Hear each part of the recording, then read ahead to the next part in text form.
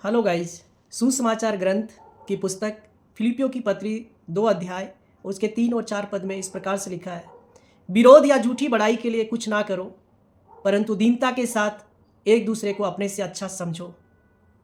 तो गाइस, ये पौलुस ने हजारों साल पहले पत्री के माध्यम से कलीसिया को लिखा है और इस बात को बताया है कि आप विरोध और झूठी बड़ाई के लिए कुछ ना करो, क्योंकि उनको पता था कि आने वाले दिनों में कलीसियाओं में क्या होने वाला है। जो कलीसिया के अगुए हैं या जो मसीह मंडली के अगुए हैं वे क्या करने वाले हैं, क्योंकि पौलुस ने यीशु मसीह के नाम से बहुत बड़े बड़े काम किए हैं और आज भी यीशु मसीह के नाम से बहुत बड़े बड़े काम हो रहे हैं और आने वाले दिनों में होंगे भी, क्योंकि यीशु मसीह का नाम सामर्थी नाम है, उसके नाम में बहुत ताकत और सामर्थ है।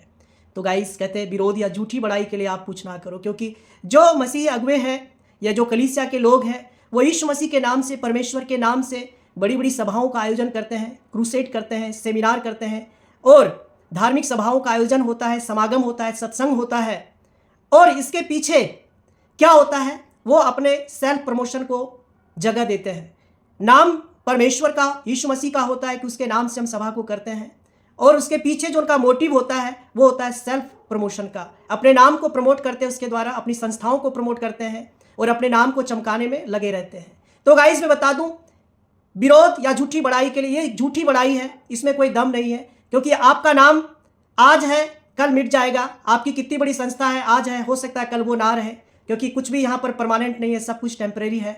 आज आप हैं, कल चले जाएंगे, कल कोई और आएगा, फिर दूसरा आएगा, लेकिन एक नाम है जो हमेशा रहेगा, वो नाम है यीशु मसीह का नाम। तो guys, please promote Jesus only. आप सिर्फ और सिर्फ यीशु मसीह को प्रमोट करें, क्योंकि वही योग्य है, he is worthy to promote, क्योंकि ऑलरेडी वो नाम सब नामों में श्रेष्ठ है, उसका नाम सदा से चमकता है और चमकता रहेगा। और अगर आप अपने आप को प्रमोट करेंगे तो ये झूठ है, ये मिथ्या है, ये ना तो कभी हुआ है ना कभी होगा।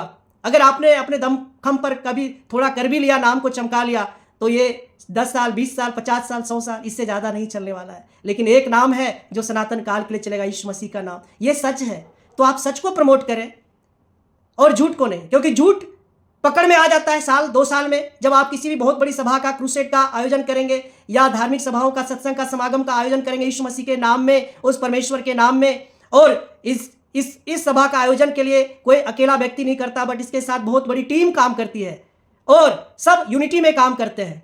तो गाइस, जब उनको मालूम चलेगा बाद में कि ये काम जो हुआ इसके पीछे इनका मोटिव था अपनी संस्था और अपने नाम को प्रमोट करना, तो गाइस क्या होगा, फिर बाद में इसमें विरोध होगा, फूट होगा, और जो यूनिटी है वो फिर उसमें फूट पड़ेगा और वो उसमें टूट पड़ेगा और वो यूनिटी खत्म हो जाएगी, तो नुकसान होगा, इससे नुकसान होगा गाइस। तो प्लीज़ गाइस, बी केयरफुल। आप अपने नाम को, अपने संस्थाओं को प्रमोट ना करके आप यीशु मसीह को ही सदा प्रमोट करें और उनको होने दें, क्योंकि वो, उसका प्रमोशन सनातन काल से है और अनंत काल तक होता रहेगा, उसको कोई रोक नहीं सकता है। तो गाइस, आगे लिखा है, अपने से अधिक एक दूसरे को हम समझें, हम एक दूसरे को अपने से अधिक अच्छा समझें।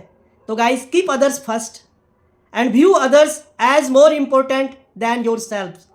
तो गाइस, हम दूसरों को प्राथमिकता दें। जो भी मसीह अगुए हैं या जो भी कलीसिया के अगुए हैं, वे जीवन भर अपने आप को आगे रखते हैं, प्रमोट करते रहते हैं अपने आप को, कभी भी किसी को मंच पे आने नहीं देते, कभी भी किसी को पुलपिट पे आने नहीं देते, कभी किसी को बढ़ाते नहीं है, बढ़ने नहीं देते, ना तो वो ऐसा होता देखना चाहते, पसंद करते होंगे। तो गाइस, ये वचन बहुत ही अच्छा वचन है, बहुत ही प्यारा वचन है। तो please guys, keep other first, दूसरों को हम प्राथमिकता दें, आगे रखें उनको। ये परमेश्वर का वचन है, ये परमेश्वर का वचन हमें सिखाता है कि हमें दूसरों को मौका देना चाहिए, उनको हमें आगे फ्रंट लाइन में लेके आना चाहिए, उनको, जो कमज़ोर हैं वचन में, शिक्षाओं में, उनको हमें बढ़ाना चाहिए, जो डिवोशन में कमज़ोर हैं उनको हमें उसमें आगे बढ़ाना चाहिए। ये यीशु मसीह का वचन हमें सिखाता है, क्योंकि जब हम एक दूसरे को अच्छा समझेंगे तो इसके द्वारा परमेश्वर की बड़ी महिमा होंगी, वहाँ पे सिर्फ और सिर्फ परमेश्वर की महिमा होंगी।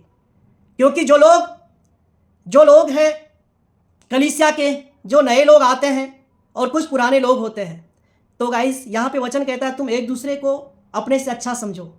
कलीसिया में क्या होता है कि जो पुराने लोग होते हैं वो नए लोगों को थोड़ा हल्के में लेते हैं, तुच्छ समझते हैं, नीचा समझते हैं, उनको अच्छा समझने की तो बहुत बड़ी बात है, उनको अपने बराबर का भी नहीं समझते हैं कि परमेश्वर इनसे भी प्यार करता है, ये भी परमेश्वर के चुने हुए हैं, परमेश्वर जितना मुझसे प्यार करता है उतना इनसे भी करता है।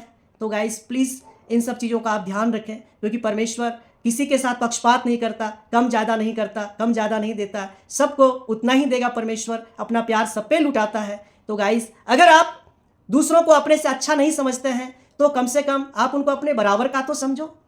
उसको भी परमेश्वर ने चुना है, वो भी कलीसिया में आते हैं, उनसे भी परमेश्वर प्यार करता है, परमेश्वर ने उनको भी अपना वही उद्धार का आत्मा दिया है।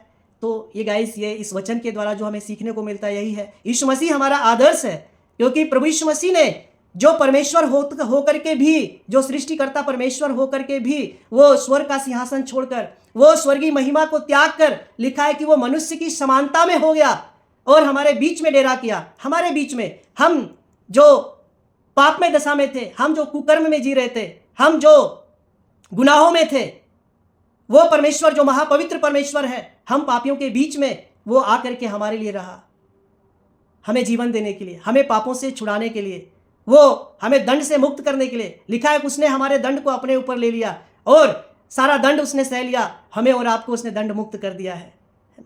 और लिखा है कि वो परमेश्वर के स्वरूप में था, वो परमेश्वर था, बट ही एम्प्टाइड हिमसेल्फ, उसने अपने आप को शून्य किया, खाली कर दिया। जो परमेश्वर की बातें थी, जो प्राइड था, उसको उसने छोड़ दिया और वो मनुष्य की समानता में हो गया। तो गाइस जब वो परमेश्वर होकर के मनुष्य बन सकता है, तो हम जो मनुष्य हैं, तो हमें अपने घमंड को छोड़ना चाहिए, हमें ऐसी बातों को दूर कर देना चाहिए और हम एक दूसरे से हमें आपस में प्रेम करना चाहिए, क्योंकि सब इंसान हैं, सबको परमेश्वर ने अपने स्वरूप और अपनी समानता में सृजा है। तो प्लीज़ गाइस आप एक दूसरे से प्यार करें।